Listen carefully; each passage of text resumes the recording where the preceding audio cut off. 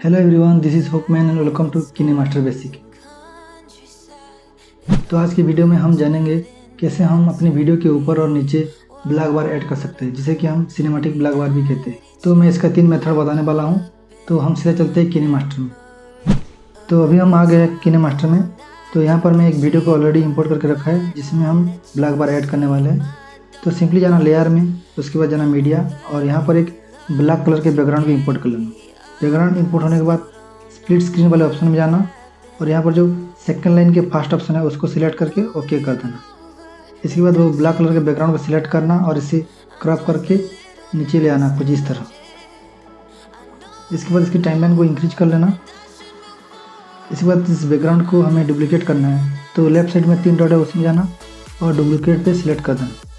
इतना होने के बाद स्प्लिट स्क्रीन वाले ऑप्शन में जाना और जो सेकंड लाइन के सेकंड ऑप्शन है उसको सिलेक्ट करके ओके कर देना।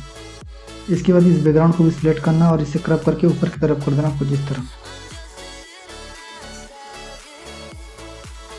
तो अभी हमारे वीडियो में सिनेमैटिक ब्लैक बार ऐड हो गया है।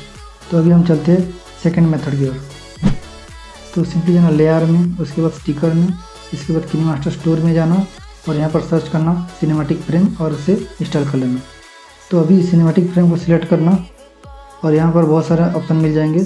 तो मैं हमेशा जो रेड वाइट लिखा है उसका यूज करता हूँ, तो उसको सिलेक्ट करके ओके कर देना। इसके बाद इसकी टाइमलाइन को इंक्रीज कर लेना। तो अभी आप देख सकते हैं हमारे वीडियो में सिनेमैटिक ब्लैक बार ऐड हो गया है। तो अभी हम चलते हैं तीसरे मेथड की ओर। तो यहाँ पर मैं एक PNG को इंपोर्ट करने वाला हूँ, जिसका लिंक आपको डिस्क्रिप्शन में मिल जाएगा। तो सिंपली जाना लेयर में, इसके बाद मीडिया, और जहाँ पर भी हमारे PNG है उसे इंपोर्ट कर देना।